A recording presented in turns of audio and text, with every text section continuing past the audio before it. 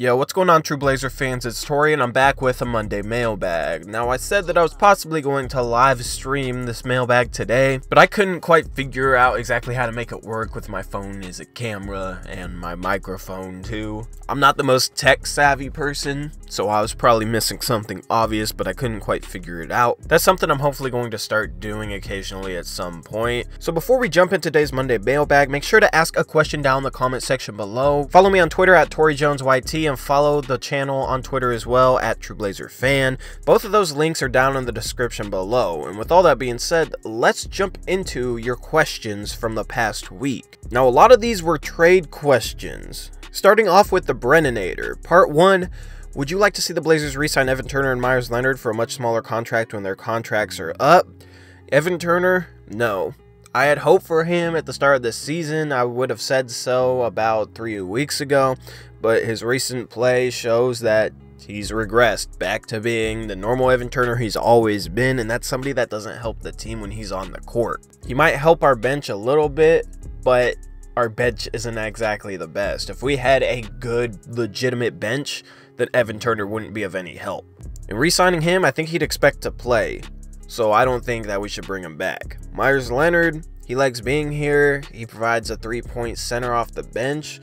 It would be cool to keep him on a smaller contract. That's a guy I'd look into keeping just as a fifth big man type of player. Part 2. The Celtics are sort of struggling so far. If they don't pick it up, they might consider trading someone like Gordon Hayward. Although his contract is very large, he might be a good addition to the Blazers. What do you think of that risk? Should we take it or not? It depends on the package. If you're talking about trading a guy like Evan Turner and Maurice Harkless and 2 first-round picks, then yeah, maybe you look at that, because we have to upgrade that position somehow. That's just tricky to know. Is he really going to be able to recover his past form?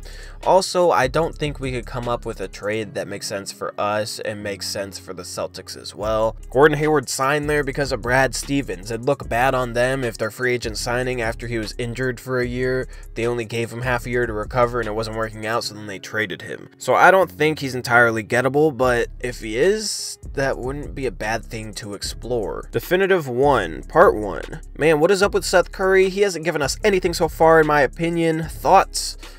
He's given us 3-point shooting, but that is about all he's been giving us. He's probably the biggest disappointment this season, especially for me, because I was touting this guy as somebody that was going to play 25, 26 minutes per game and be one of the best 6 men in the league, getting over 10 points per game, being a legit 3-point shooter and really helping out Dame and CJ. And then they decided not to stagger those guys, so that gave Seth Curry less minutes, and that might be the reason why he hasn't developed a rhythm yet, because he is coming back off injury.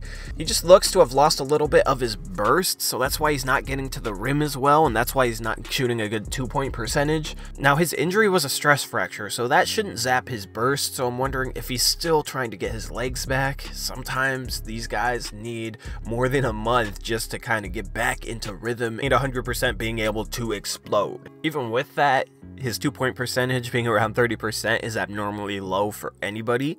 I do expect him to improve that. I do think he needs the ball a little bit more in his hands. He played as mostly a point guard in Dallas with the second unit, and he looked really comfortable in that role. Right now, he's barely touching the ball on offense. Most offensive possessions, when he touches the ball, he's kind of isolated against somebody, and then he's tasked with creating something. He's the type of guy that works well off of ball movement, that opens up a gap that he can drive, or ball movement that gets him an open catch and shoot 3. He also works well on the pick and roll with shooters around him, but oftentimes you have Evan Turner's man sagging completely into the paint to clog that up. I think that's worse than a big man, because normally your big man's going to be running the pick and roll, so the big man's going to have to be helping, and if he helps, it opens up the lob, and if he doesn't help, the drive is there.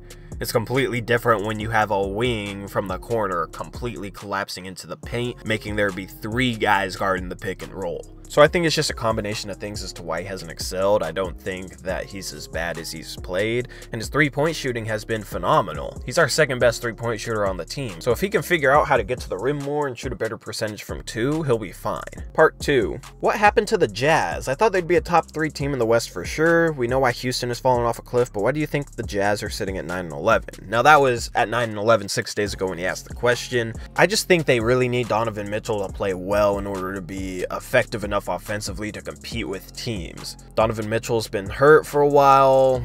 Even when he was playing, he was struggling a little bit of that sophomore slump. Without him scoring, who do they have to score? Rudy Gobert is that type of center like DeAndre Jordan that just finishes what he gets around the rim. He doesn't create anything.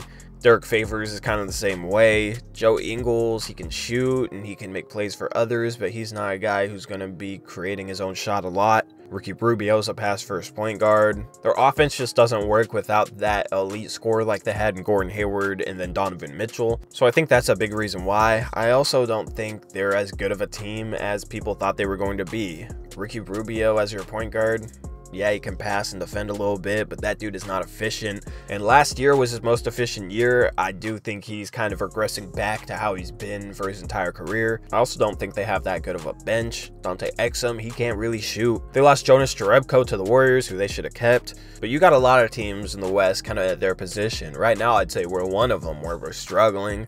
And who knows if we're going to break out of it or keep struggling for the rest of the season. Wright asks, what about trading for a player like Tony Snell?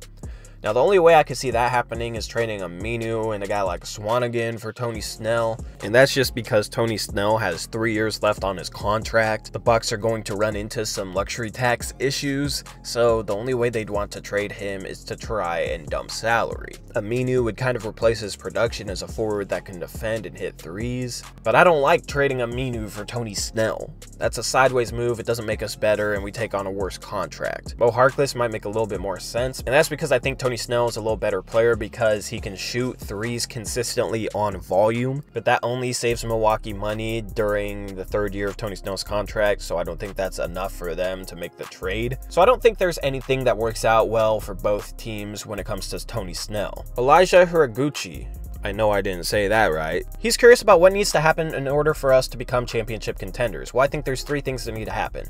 First, we got to get a small forward or power forward that's a 3-and-D guy that can create his own shot, a guy like Otto Porter. I think that'd do wonders for our team. Second, I think we need a better coach. I think we need a coach that's built for the playoffs that can maximize our team's talent because I don't think Terry Stotts is it.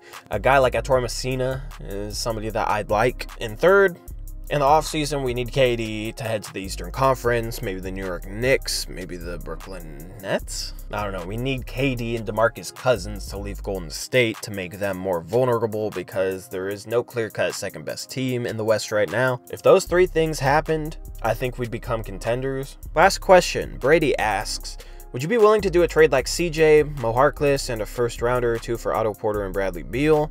Now, I don't know if the salaries check out on that because Bradley Beal, I believe, is making over $20 million a year. We'd have to match salaries, so we might have to include somebody like Aminu to make that trade happen. But outside of that, I actually do like this trade. I think Bradley Beal is a little bit better at playing off the ball than CJ. I think he's a little bit more consistent. Then Otto Porter's a big upgrade. So if you're talking about Mo and a first for Otto Porter, I'd probably do that trade. Bradley Beal is also a better defender and a little bit bigger than CJ, so that'd solve a couple issues there. 2 first rounders, I probably wouldn't do that, but 1, I think that's a good trade. And I think that's a good trade for Washington if Bradley Beal says he wants out or if they're really just trying to look to shake things up and save a little bit of salary. CJ can almost fully replace Bradley Beal's production, so if they're still trying to compete, then they'd still be able to while adding a pick to help them in case they do rebuild, or it can help them even if they don't. And then Mo can replace Otto Porter, and if they want to start Kelly Oubre, then they could bring Mo Harkless off the bench. That'd give them the opportunity to. So I don't know, that's a solid trade. I do think that they can get more for Bradley Beal though. I do think if they trade him, they'll look to rebuild. They'll look to the Lakers for a package of like Brandon Ingram, Kyle Kuzma, you know, young guys that are already good, that could be really good in the future and will be with their team for years to come. Anyways, that's all the questions for this week. Make sure to ask one down in the comment section below if you want your question answered in next week's mailbag. Hopefully this week goes better in terms of the Blazers. Hopefully we can start getting some wins again. I miss that winning feeling. So yeah, that's all I got. This has been Tori. Peace out. Go Blazers.